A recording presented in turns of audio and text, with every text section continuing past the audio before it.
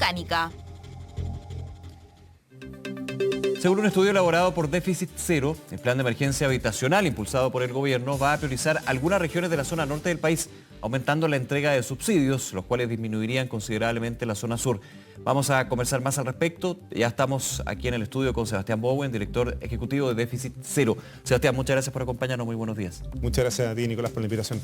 A ver, ustedes de hecho, dentro del estudio, lo que se dio en el anuncio del plan de emergencia habitacional, recordemos un déficit de sobre 600.000 viviendas, apuntan a que, por ejemplo, en Antofagasta, que es la cuarta región con el mayor porcentaje de déficit habitacional, habría un aumento de 330% en términos de esto. Efectivamente, bueno... Esto es solamente un dato, pero para ir conversando. Más que propiamente un estudio, ¿cierto? Lo que nosotros hacemos básicamente los números que arroja el plan de emergencia habitacional. Ya. Lo que hacen el gobierno es lanzar un plan y proponen una serie de metas para cada una de las regiones para los próximos 4 años de entrega de vivienda. Y cuando uno analiza esas metas, tú te das cuenta que efectivamente se están priorizando aquellas regiones donde se encuentra un mayor nivel de déficit habitacional, y no solamente de déficit habitacional, sino que también en aquellas regiones donde la demanda por vivienda no ha tenido un match, digamos, con la oferta de vivienda en los últimos 4 años, ¿ya? O en los últimos años. Hay un desacople ahí. Por lo tanto, hay un esfuerzo por priorizar aquellas regiones que de alguna manera necesitan acoplarse más con la demanda habitacional. ¿Tiene lógica eso? Tiene toda la lógica del mundo, te lo pregunto a ti. Tiene toda la lógica del mundo, y yo creo que es algo bastante transversal, es uno de los puntos importantes que plantea el plan de emergencia habitacional, junto con un segundo elemento bien valorado por varias organizaciones con las que hemos estado conversando al respecto, asociado a la temática de vivienda, es la diversificación de instrumentos. Lo que hace el plan de emergencia habitacional básicamente es plantear que no solamente sea la adquisición de vivienda nueva en propiedad a través de un subsidio a la demanda, de un voucher, digamos, que se le entrega a las familias, la única vía para acceder a la vivienda, sino que existan distintas modalidades, desde viviendas, por ejemplo, en alianza con los municipios, otras viviendas en alianza con las empresas, otras viviendas en arriendo, potenciar en el fondo también todo lo que es el desarrollo en distintas ciudades, y específicamente en las ciudades que tienen altos niveles de déficit habitacional, sean campamentos, sean allegados, entre otras condiciones. ¿Se escapa esto, Sebastián, te lo pregunto, de la política que ha sido positiva, digamos, pero finalmente muchos dicen se ha quedado en eso, la política de viviendas sociales, de construir conjuntos de viviendas sociales, pero más bien solamente quedarse en la construcción de esa casa? Bueno, yo creo que efectivamente es uno de los grandes desafíos que tenemos hoy día a raíz del plan de emergencia habitacional. Quiero precisar el punto. El plan de emergencia habitacional plantea construir 260.000 viviendas en los próximos 4 años. Sí. ¿Ya? Esa es una meta ambiciosa porque es construirlas, ¿ya? No solamente asignar los subsidios, es construirlas. Claro. Eso hoy día es aproximadamente el 40% del déficit habitacional global, ¿ya? Que estamos hablando de 650.000 viviendas. Y que eso va a seguir creciendo en el tiempo, ¿vale? Es decir, cómo responde también a esa demanda en el futuro. Por eso es importante que tan clave como tener un plan de emergencia habitacional que responda a una demanda actual, es de qué manera prevenimos futuras emergencias habitacionales. Y al respecto, la pregunta que nosotros hacemos desde Déficit Cero es de qué manera vamos a aprovechar este plan de emergencia habitacional para crear una nueva política habitacional. Nuestra política habitacional prácticamente no ha tenido adaptaciones a un cambio en la demanda y en la población chilena. Claro, por eso yo mencionaba, que se ha diversificado, ha crecido, etc. Se quedaba en el concepto de construir viviendas sociales, de los subsidios, pero que está muy bien, de hecho, pero el problema es que se queda solamente en eso. Y ahí el déficit aumentaba. Claro, y hay una gran pregunta, que son preguntas, finalmente, para trabajar en conjunto con el gobierno, con actores privados, etcétera. ¿De qué manera este plan de emergencia habitacional va acompañado y complementado con un plan de desarrollo urbano? En Chile tenemos un trauma, que es la segregación urbana y la segregación social, que es bien brutal y bien profunda en nuestro país y que ha generado muchos problemas. Pero justamente esa segregación se ha dado en la historia porque se ha priorizado la construcción solamente de viviendas muchas veces sin ese entorno. Por lo tanto, hoy día no podemos cometer disponible un terreno. Exactamente. Hoy día no podemos cometer el mismo error. Y por lo tanto, este plan de emergencia habitacional es muy importante que vaya acompañado con un plan de desarrollo urbano. ¿Qué debería tener este plan de desarrollo, perdona? Claves, digamos. En primer lugar, una planificación que sea colaborativa. Vale decir que todos los actores estén mirando el territorio, dónde se encuentran los terrenos, dónde se proyecta la ciudad. No vamos a construir más vivienda, sino construimos al mismo tiempo más ciudad. Vale decir más servicios, ¿cierto? Más acceso, más conectividad. Y por lo tanto, desde esa planificación, que muchas veces está mirada en menos, digamos, una planificación, y yo le llamo con mucha fuerza colaborativa, que incluye a los distintos actores, locales, privados, públicos, centrales, a los sociales, a los comités de vivienda, entre otros actores, se pueda pensar el terreno en su conjunto, el territorio en su conjunto. Y de esa manera dar respuesta no solamente a la demanda actual, sino que también a la demanda que se está generando constantemente en materia de vivienda, y vivienda adecuada, vivienda que esté conectada justamente a la ciudad. Mencionabas también la necesidad de pensar a futuro en este plan habitacional. te hago la pregunta, ¿cuáles son los elementos también que deberían ser claves, digamos, en esto? Más allá de abordar la emergencia, que es una emergencia que está ahí presente, que es un número que lamentablemente podría seguir subiendo, que hay que solucionar el problema de hoy, pero también pensar en lo que va a ser el mañana, digamos. Mira, nuestra política habitacional tiene ciertos nudos estructurales que no nos han permitido adaptarnos a los cambios en la demanda por vivienda. ¿Ya? La demanda no solamente ha crecido, sino que también es diversa. ¿Ya? Hay distintos tipos de familias que están buscando distintos tipos de soluciones. ¿Cuáles son esos nudos? En primer lugar, el desarrollo urbano, que ya lo comentamos. Sí. Pero en segundo lugar, es identificar esa demanda. Nosotros sabemos hoy día de déficit cero, hicimos un estudio, 641.000 familias junto a la Universidad Católica son las que hoy día no tienen acceso a la vivienda. Pero, ¿dónde están esas familias? ¿Qué tipo de soluciones necesitan? ¿Cómo se componen? ¿Cuáles son sus condiciones? Esa información de la demanda tan rica, en el fondo, todavía nos falta avanzar como Estado, como sociedad, para poder tener esa demanda súper clara. Entonces ahí hay un gran paso que hay que avanzar y el plan de emergencia habitacional lo menciona, que hay que avanzar en esa línea, no se explicita el cómo, ¿verdad? Y hay un segundo nudo bien importante que es el financiamiento.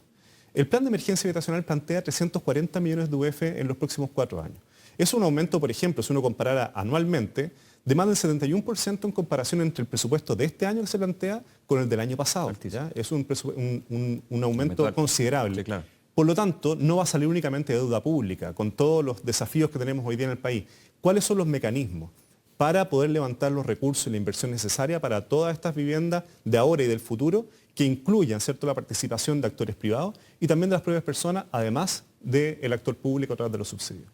Eso es importante.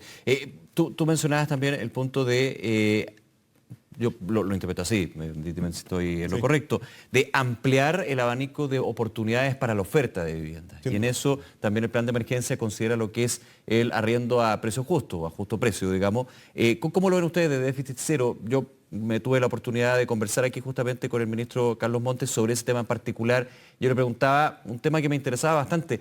A ver, sobre esta política de arriendo, que va más allá, entiende uno, del subsidio de arriendo, esa es la diferencia.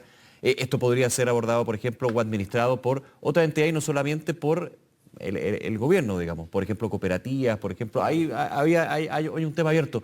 Pero no solamente sobre la entrega de un lugar para arrendar, sino también sobre el administrar ese lugar. O sea, quién es el arrendatario y quién es el arrendador en este caso. ¿Cómo lo ven ustedes? Mira, para que, ¿cierto?, la gente nos pueda entender principalmente, sí. Hoy día hay un subsidio de arriendo. Hay un subsidio de arriendo que se le entrega a las familias. Resulta que de cada 100 subsidios que se entregan, se aplican solamente 30. ¿Ya? Muchas veces no se encuentran por los precios o por las condiciones, una serie de otros elementos. Por lo tanto, hoy día existe algo que hay que aprovechar de alguna manera. ¿Y qué es lo que falta para poder aprovechar eso? Oferta de arriendo para esa población que adquiere el subsidio. Por lo tanto, avanzar en un plan fuerte de oferta de arriendo público, asequible o social, nos parece que está en la dirección correcta. Al igual como diversificar en el fondo los instrumentos que ya lo conversamos. ¿El Estado tiene que generar esta oferta de arriendo? El Estado tiene que generar esa oferta de arriendo. Y entendamos la razón, porque ha estado en el debate también últimamente. El arriendo es súper importante para todas aquellas familias que están buscando también soluciones transitorias. Por ejemplo, pensemos en familias migrantes, ¿ya? O por ejemplo, pensemos en familias que probablemente están ahí hasta que encuentran su vivienda definitiva. Familias que están viviendo en un campamento, por ejemplo. Sí, claro. Por lo tanto, el arriendo tiene múltiples funcionalidades en complemento a una política de vivienda en propiedad que ha sido muy fuerte en Chile y lo más probable es que va a seguir siendo fuerte. En ese sentido, el desafío que se pone el gobierno, avanzar a 20.000 unidades en materia de arriendo, es un desafío ambicioso, porque en la historia nos han entregado más de 200 en materia de oferta de arriendo. O sea, en los últimos 6 años no han más de 200 unidades para arriendo social. Por lo tanto, ese impulso que se da por diversificar y en particular por avanzar en materia de arriendo como complemento a la vivienda en propiedad, nos parece que es aceptado, pero es ambicioso y va a requerir, por lo tanto, que más que un plan directo sea una meta, un desafío que el gobierno está poniendo para que la sociedad en su conjunto nos organicemos en conjunto con el gobierno para poder alcanzar justamente esas metas. Y para eso es necesario el acuerdo, el diálogo y la coordinación entre actores sociales, privados y públicos. La radiografía a nivel nacional de la situación habitacional, comentábamos, el norte tiene sus problemas, digamos, pero el sur, ¿en qué situación está? La zona centro, ¿cuáles son de alguna manera el mapa que tienen ustedes y que han levantado con la información también? Mira, en general es bastante claro, o sea, entre un 40 y un 50% de la problemática se concentra en la región metropolitana actualmente. ¿Ya? Luego la región de Valparaíso con mucha fuerza. Entonces, en total tú tienes entre un 50 y un 60% actual del déficit habitacional entre esas dos regiones. ¿Ya? Es importante porque finalmente se pueden concentrar los esfuerzos, no monopolizarlos, digamos, en estas regiones, pero evidentemente mirar que gran parte del problema en términos por lo menos cuantitativos, y cualitativo hay que verlo también en ese sentido, obviamente, están ahí. Exactamente, lo cual no quiere decir necesariamente que toda la solución pase, ¿verdad? O el 60% de la solución pase por estas dos regiones, puesto que probablemente uno de los grandes desafíos que vamos a tener que avanzar en Chile es la descentralización. Y que justamente el territorio nacional, ¿cierto?, es lo suficientemente grande y rico para poder abarcar y para poder acoger a todas las familias que están requiriendo vivienda en distintos sentidos.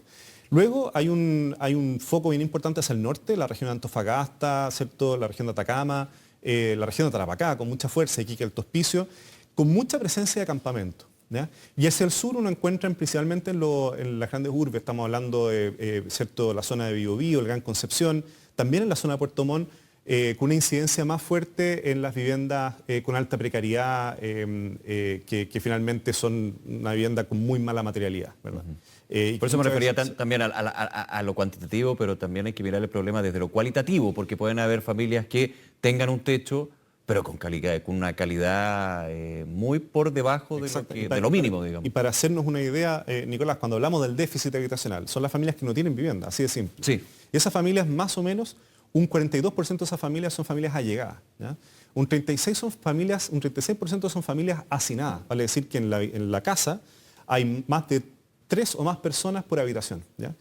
Más o menos un 13% son familias en campamento, una cifra que va creciendo, son más de 80.000. Y si sumamos la familia de campamento con la familia en situación de calle, en Chile son más de 100.000 hogares, ¿ya?, en nuestro país, que va creciendo. La población en situación de calle es una población que está en el centro de nuestras principales ciudades, sí, y que la vemos a vista y paciencia de toda la ciudadanía. Así más o menos se distribuye en la problemática del déficit habitacional, que recordemos que la gente que no tiene casa. Luego hay que ver un escalón más arriba, por ejemplo, las familias que están arrendando y que no pueden seguir arrendando, porque por la inflación, ¿verdad?, porque perdieron el empleo o cualquier otra razón. Más de 400.000 familias en Chile hoy día arriendan por un precio que es sobre el 30% de sus ingresos. Vale decir, en el fondo, si gano 500.000 pesos, ¿verdad?, y estoy arrendando por sobre 150.000 pesos, 200.000 pesos, me encuentro en una situación bastante vulnerable. En cualquier momento voy a dejar ese arriendo y me voy a ir a vivir de allegado, voy a caer en situación de déficit habitacional. Y luego el déficit cualitativo, que se le llama, según la CACEN 2017, por ejemplo, arrojaba que eran más de 1.300.000 hogares. ¿Ya? Y eso también nos sirve para tener un reflejo de cómo podría irse dando la demanda habitacional, que no es únicamente hoy día la foto que tenemos, sino que cómo esto va aumentando. Y por eso, tanto como enfrentar la actual emergencia habitacional, es tan relevante enfrentar las futuras emergencias habitacionales. Y por eso nosotros necesitamos, además de un plan de emergencia habitacional, una nueva política habitacional que haga frente a estos nudos estructurales del suelo, el financiamiento y la caracterización de la demanda. Sebastián Bowen, director ejecutivo de Déficit Cero, muchas gracias por acompañarnos, Sebastián. Muchas gracias a ti, Nicolás. Muy buenos días.